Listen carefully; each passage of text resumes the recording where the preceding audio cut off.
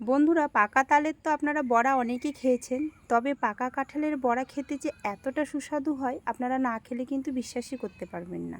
চলুন তাহলে দেখে নেওয়া যাক আমি কিভাবে এই বড়াটা তৈরি করেছি।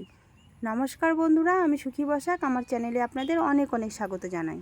আজকে আমি আপনাদের বানিয়ে দেখাবো বাড়ির গাছের পাকা কাঁঠালের বড়া। আর এই কাঁঠালগুলো খেতে ভীষণ মিষ্টি।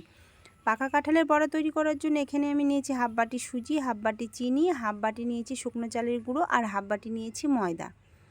কাঁঠালের রোয়াগুলো খুলে নিয়েছি। এরপর কিন্তু এই পাকা কাঁঠালের রোয়া থেকে বীজগুলোকে বের করে নেব।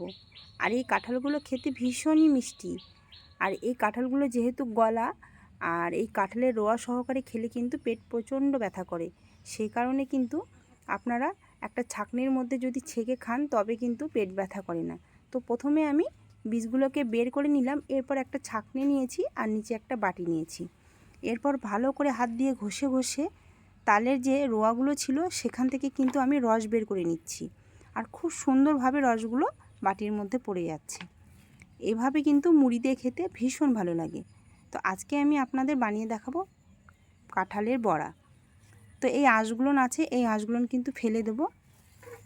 এখানে অনেকটাই আমার কাঁঠালের রস বেরিয়েছে। এর মধ্যে আমি নিয়ে নিচ্ছি হাফ বাটি ময়দা, হাফ বাটি দিয়ে দিচ্ছি শুকনো চালের গুঁড়ো, হাফ বাটি দিয়ে দিচ্ছি চিনি। চিনির পরিমাণটা একটু কমই দিলাম কারণ যেহেতু কাঁঠাল খুব মিষ্টি। আর দিয়ে দিচ্ছি সুজি। সুজিটাকে একটুখানি ভিজিয়ে নিয়েছি, তাহলে বড়াগুলো অনেকটাই নরম আর সফট হবে। আপনারা চাইলে কিন্তু শুকনোও দিতে পারেন। সব কিছু উপকরণ দিয়ে ভালো করে কিন্তু হাত দিয়ে আমি মেখে নেব। আর এই মাখাটা যত ভালো হবে বড়াগুলো কিন্তু ততটাই নরম আর সফট হবে। ভালো করে হাত দিয়ে কিন্তু ফেটিয়ে নিচ্ছি ব্যাটারটাকে। আর এর মধ্যে আপনারা চাইলে কিন্তু নারকেল কোড়াও দিতে পারেন, তবে আমার কাছে নারকেল ছিল না সেই কারণে দিতে পারিনি। ভালো করে ফেটিয়ে নেওয়ার পর আমি এর মধ্যে অল্প একটু উষ্ণ গরম দুধ দিয়ে দিচ্ছি। দুধটা দিলে বড়ার টেস্টটা আরও বেড়ে যায়, খেতে আরও ভালো লাগে। এরপর গ্যাসের মধ্যে কিন্তু আমি একটা তাওয়া বসিয়ে দিয়েছি। তাওয়ার মধ্যে সাদা তেল দিয়ে তেলটাকে ভালো করে গরম করে নিয়ে আঁচটাকে কমিয়ে নিয়ে এক এক করে বড়াগুলো তেলের মধ্যে ছেড়ে দিচ্ছি। আর আঁচটাকে কিন্তু একদম লো রাখতে হবে, নাহলে কিন্তু বড়াগুলো তাড়াতাড়ি কালার চলে আসবে আর ভেতরটা কাঁচা থেকে যাবে। হালকা আঁচে প্রায় 3 থেকে 4 মিনিটের মতো আমি বড়াগুলোকে কিন্তু উল্টে পাল্টে ভেজে নেব। আর বড়াগুলো এতটাই ফুলেছে যে উল্টে দেওয়ার পরও কিন্তু ওরা নিজের মতোই তেলের মধ্যে ভেসে আছে। বড়াগুলো ভাজতে কিন্তু ভীষণ ভালো লাগছিল, এত তাড়াতাড়ি বড়াগুলো ভাজা হচ্ছিল কি বলবো বন্ধুরা। বড়ার মধ্যে কিন্তু কালার চলে এসছে হালকা বাদামি, খুব সুন্দর। বড়াগুলো ভাজা হয়ে গেছে। এরপর আমি একটা প্লেটের মধ্যে তুলে নিচ্ছি। আর খুব নরম আর সফট হয়েছে বড়াগুলো, কি বলবো। এক এক করে সব বড়াগুলো আমি প্লেটের মধ্যে তুলে নিচ্ছি।